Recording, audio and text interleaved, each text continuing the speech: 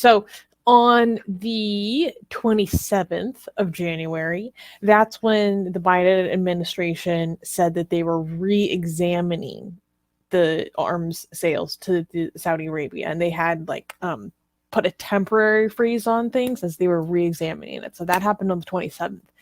And so that was before they even were like, yeah, we're moving forward with ending offensive sales. So then on the when is this? The 29th. So just 2 days after the US said that they were putting on a temporary freeze. Let me share this and let's make it nice and big. Okay. So then just 2 days later, they say Italy permanently halts arms sales to Saudi Arabia and the UAE. Italy's figures show that from 2019 show Saudi Arabia and the United Arab Emirates ranked as the 10th and 11th biggest markets for Italian arms exports.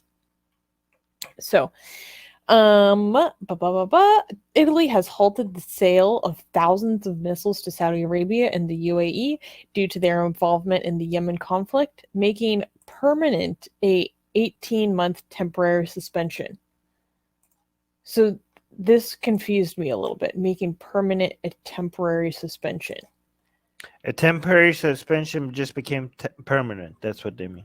That's what I figured that they mean. Like there was already this temporary suspension, and then very quickly after the U.S. said that they were re-examining it, just 2 days later, they said that they made it permanent. I was like, dang. This is an act we considered a clear message of peace coming from our country. For us, respect for human rights is an unbreakable commitment, said Di Maio, who did not mention Yemen but had referred to the conflict there when he ordered the initial suspension in July 2019. So this is when the temporary suspension began. And then that's when... So this was... Does it say that this was a response to Biden? Like this was like as a result of Biden also stopping the support for Saudi? There was nothing in this article I saw that mentioned an influence of the U.S.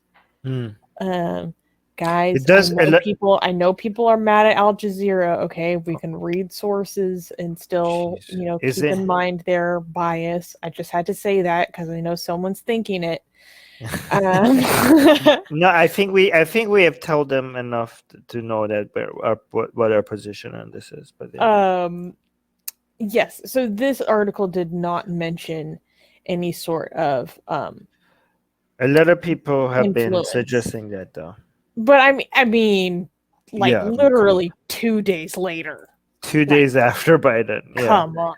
I mean, this is great. This should make us start shaming United Kingdom, France, Germany, Funny you should say that. And Canada, because it's because they're behind on the United States on this. Like these are the same countries that kept on their citizens, their government kept on shaming United States for the past 4 years. Right. Well, great job. Now you're behind United States, right? Yeah. These are the countries that were virtue signaling about how ahead they are when it comes to immigrants, human rights. Look at Trump. We're not like Trump. We're so much better. Okay. What about now? Now Biden is ahead of you. Are you? Yeah. Now, you're gonna sit there. You're gonna take that. You're gonna take that. Now, you endured 4 years of virtue signaling by comparing yourself to Trump administration, which is a pretty low bar. Yeah, which is a pretty low bar. Now we get to do the opposite. Now you all should be shamed for being so behind the Biden administration and still supporting.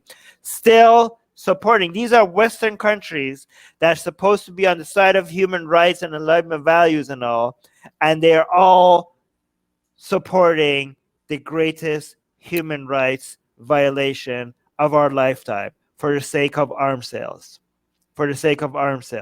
Yes. And if anybody but jobs, but money. You mean like your prime minister? No, but You no, mean like your government? no. Okay, so the people that say I heard so many times, like, when I said Trump is a war criminal, and so is Obama for their support of Saudi Arabia on the war against Yemenis people. I said that. I heard so many people tell me, but Armin, they're like either her jobs or I like this is what everybody does, Armin. This is what every president does. Well, apparently not. Apparently not. Apparently jobs is not a good excuse. It's not enough excuse for us to continuing. If your job is dependent of children dying, then you shouldn't have that job. And people are like, yes, Armin, but you don't understand. You're so naive. This is not how the world works. You live in La La Land. Apparently, the Biden administration proves that I didn't live in La La Land, that it is possible to put human rights ahead of job creation if your job depends on blood money. Okay, apparently it can be done. Apparently it's possible to do this. Where are all the people that says, Armin, everybody do this? This is how the world works. Where are the people? Because it is happening. Can we send that to Trudeau? Just a clip. Yeah. My prime minister, Justin Trudeau, is now behind the United States, like the government that is like virtue signaling, like, oh, look at us. They were ahead. They were ahead. Well, now you're behind. Literally citing jobs. They revoked the suspension, literally citing jobs. Yeah, Canada's government is now saying like, oh yeah, we have to keep selling arms to Saudi Arabia. But why? Jobs. Yeah, okay, like sacrifice innocent children so that Canadians can have their jobs. Great trade-off.